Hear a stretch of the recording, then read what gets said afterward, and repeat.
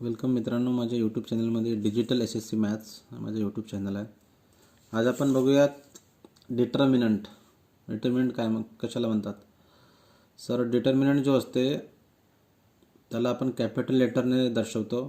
For example, determinant capital A equals to या फॉर्ममध्ये असतो ABCD, और कॅपिटल बीने पण दाखवू शकतो, capital any letter from A to Z. So त्याने आपण डिटर्मिनंट दाखवतो. डिटर्मिनंट काय असते तर A इक्वल्स टू ABCD. ते ABCD याच्यामध्ये रिअल नंबर असेल, +1 plus minus irrational number. So डिटर्मिनंटचा फॉर्म्युला काय आहे की A इक्वल्स टू, याला क्रॉस मल्टिप्लिकेशन होतो A into D. So A into D आणि मधातला साईन असतो मायनस. मधातला साईन हा नेहमी मायनस असतो, लक्षात ठेवा. A इंटू D आणि B इंटू C. म्हणजेच AD मायनस BC म्हणजे B इंटू C. सो हा असतो डिटर्मिनंटचा फॉर्म्युला. तर आपण एक एक्झाम्पल घेऊया, तर त्याच्यामुळे तुम्हाला कळेल. फॉर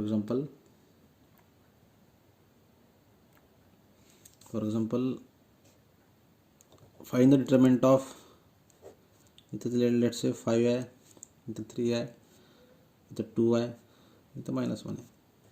याचा डिटर्मिनंट फाइंड करायचं आहे. तर मी फॉर्म्युला काय सांगितलं, क्रॉस मल्टिप्लिकेशन करावं लागतो. A into D, B into C, मधातला साईन असतो minus. So 5 into -1, 5 into -1 means -5, मधातला sign minus. 3 into 2 6 equals to -5 -6 means equals to -11. So हा झाला आपला आन्सर. सो -11 हा झाला determinant of A. Determinant of A is -11. त्यानंतर बघूया आपण क्रॅमर रूल.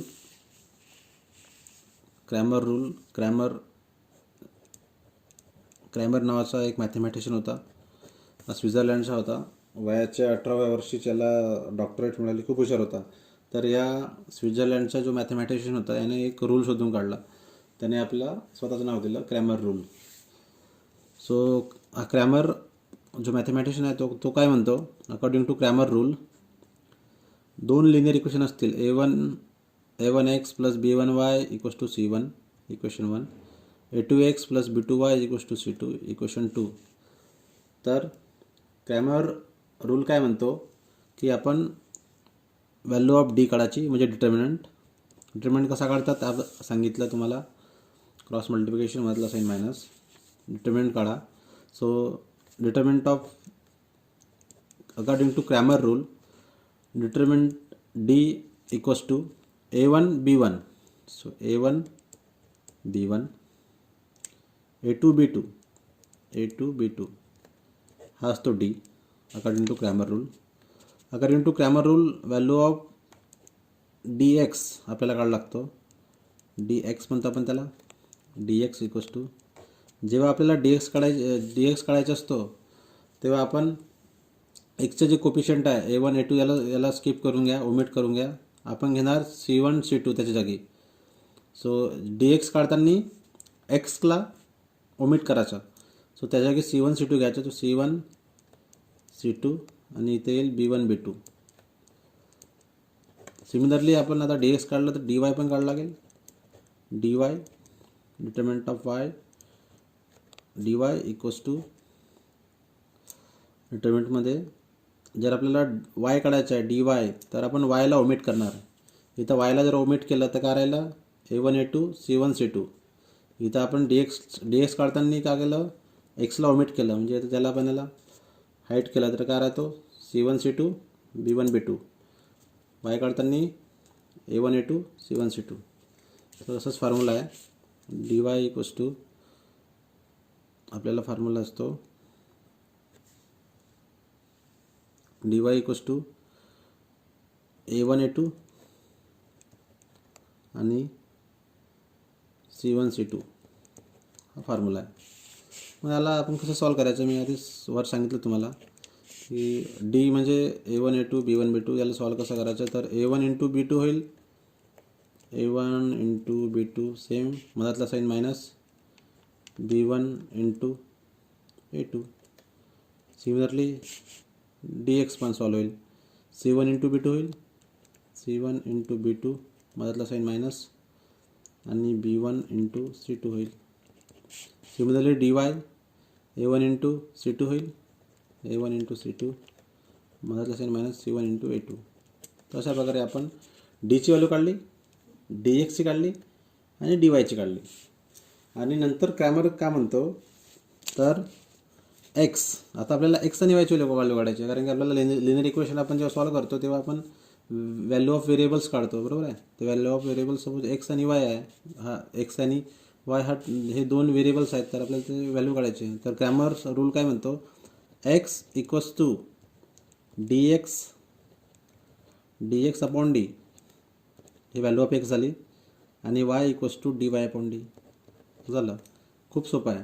सो DX आपण वर काढलाच आहे डिटर्मिनंट सॉल्व करून, आणि डी पण काढला आहे. वाय काढायचं असेल तर DY अपॉन डी, DY पण काढला आहे आणि डी पण काढला आहे, वर डी पण काढला आहे. तर आपल्याला एक्स अशा पद्धतीने एक्स आणि वायची व्हॅल्यू मिळतो अकॉर्डिंग टू क्रॅमर्स रूल. त्याला म्हणतात क्रॅमर रूल. खूप हुशार होता हा मुलगा. आपण एक एक्झाम्पल घेऊया, Cramer rule. Solve the simultaneous equation using Cramer rule. So प्रश्नामध्ये नाही का, प्रश्नामध्ये जो प्रश्न दिला राहील त्याच्यामध्येच तुम्हाला मेन्शन केलं राहील की पर्टिक्युलर इक्वेशन हा क्रॅमर रूलने सॉल्व करायचा आहे. सो गिवन इक्वेशन आहे 5x + 3y = -11 and 2x + 4y = -10. आपल्याला याला क्रॅमर रूलने सॉल्व करायचं आहे. सो क्रॅमर रूल काय म्हणतो, क्रॅमर रूलमध्ये काय असते, डी असते.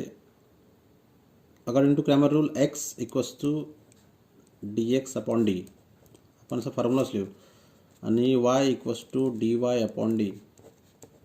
आता आपल्याला एक्स व्हॅल्यू काढायचं, वायची व्हॅल्यू काढायचं. DX नाही माहीत, डी पण नाही माहीत, DY पण नाही माहीत, डी पण नाही माहीत. तर आपण आधी डी काढू. D means determinant. डी असते, डी काय असते, A1 A2 B1